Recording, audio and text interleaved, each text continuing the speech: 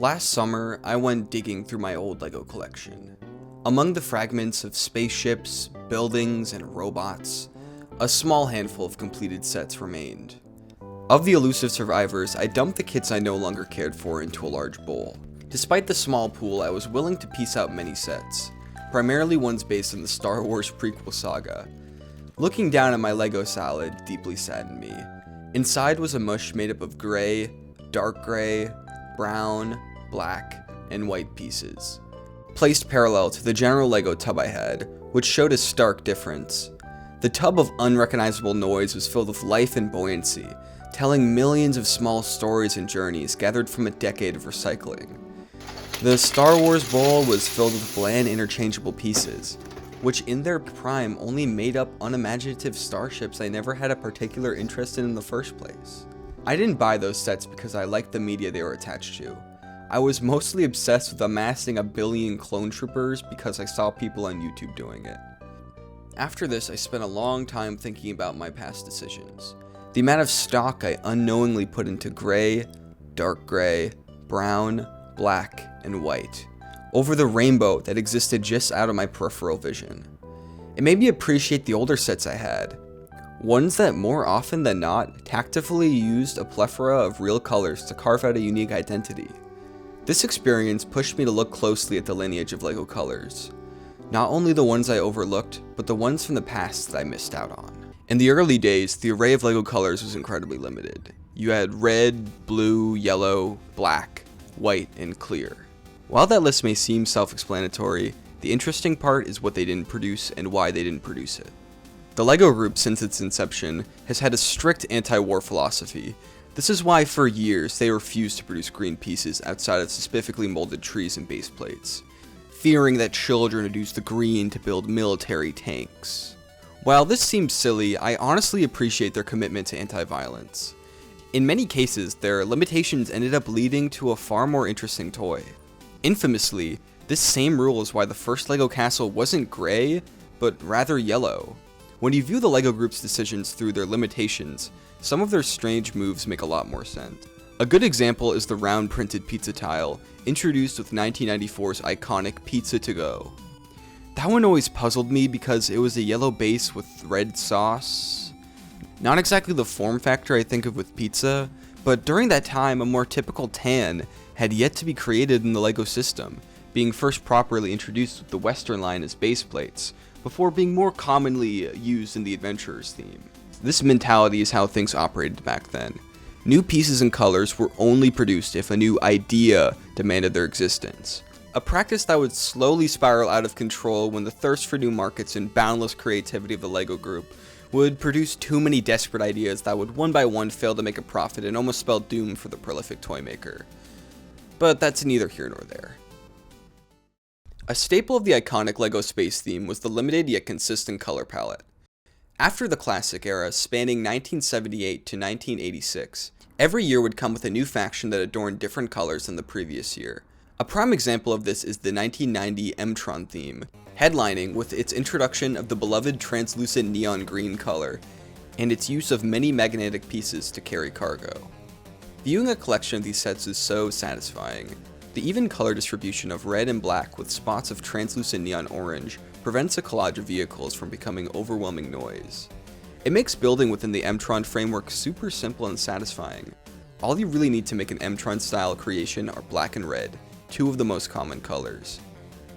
As the space theme continued, the common use of light gray, black, and translucent blue would start to make the ever-growing number of factions start to blend together. Through the 1990s decade, the diverse amount of LEGO colors would slowly creep up, and LEGO Space would only occasionally throw one of these new shades into the mix. While I love all LEGO Space themes, by 1998's Insectoids, it was clear that the common tropes had been thoroughly played out. After a little break, this would all change with 2001's Life on Mars. Life on Mars was the first LEGO Space theme to simultaneously feature both humans and aliens. Unlike the typical structure of boy-marketed toys, the Martians featured were kind and peaceful, offering their unique technology to the humans stranded on the Red Planet. The Martians' vehicles make up a majority of the sets, and bring with them the innovation that the theme was known for. While M-Tron was known for introducing one color, Life on Mars introduced a staggering 4. Technically 3, but,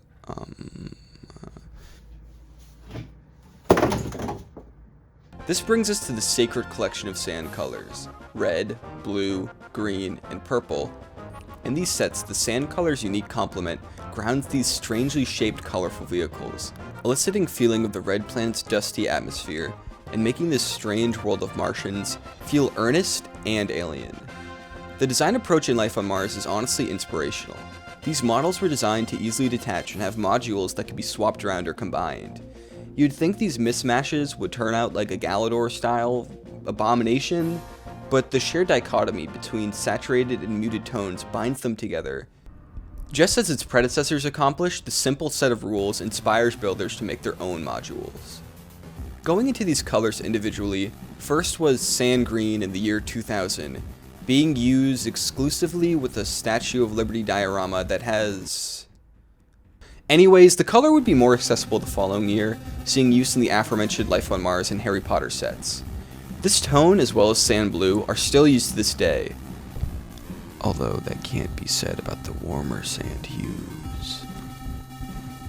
Post Life on Mars, sand purple and sand red would be used a small handful of times before ultimately being discontinued in 2002 and 2004 respectively. Why is this? Well, this is where we get into the logistical aspect of LEGO colors.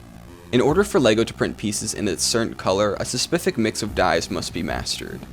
This mix must be stable for each and every LEGO part to live up to the LEGO Group's high standards. Sometimes age will spell out unforeseen issues in these mixtures that call for a change, or even an exodus. These are the sins of sand purple and red.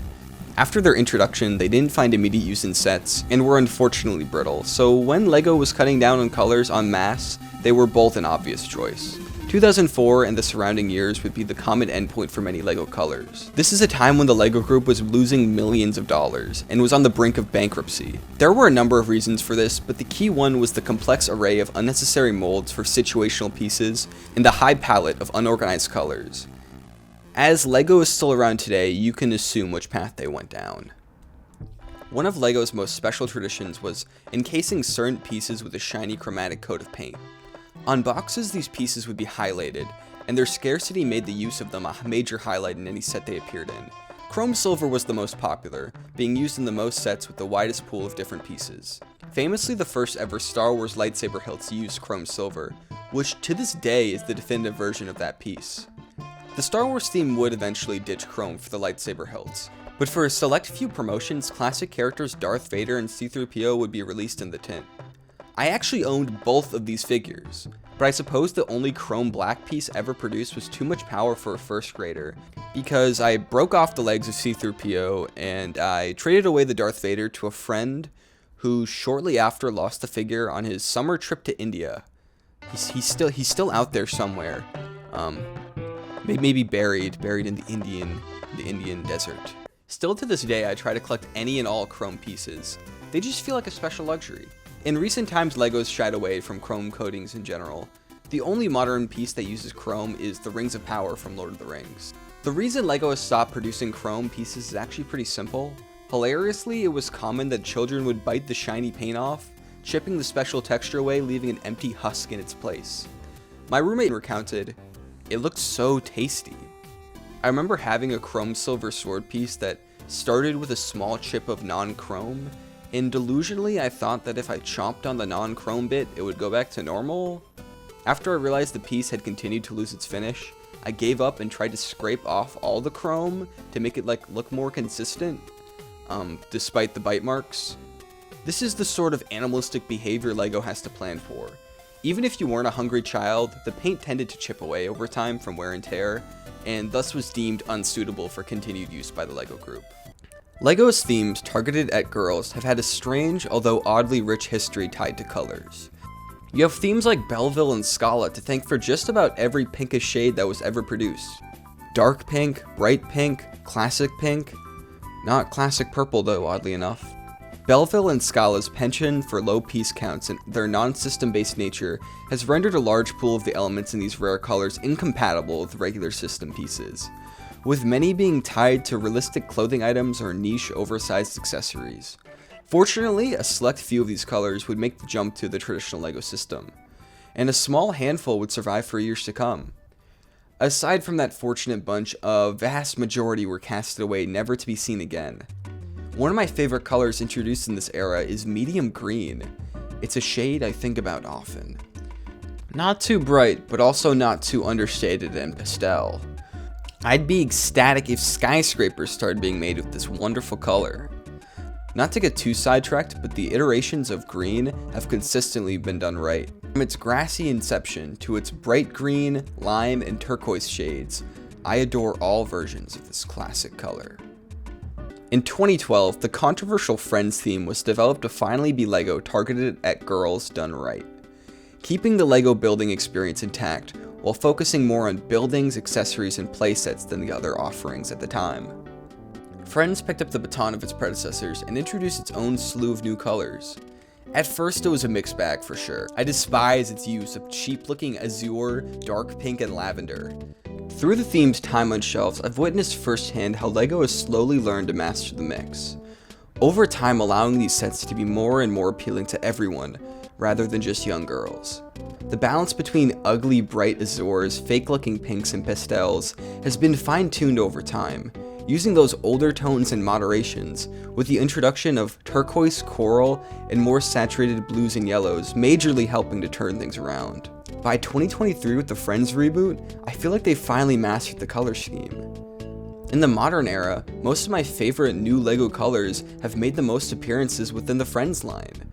Not being tied to a license or aimed squarely at boys, it's the theme LEGO has the most creative freedom with the colors of. It's the major spot where innovation is still allowed. Mini doll-based themes have recently seen the introduction of a new textured, milky style of satin pieces. These evoke the same feeling of awe that chrome silver possessed.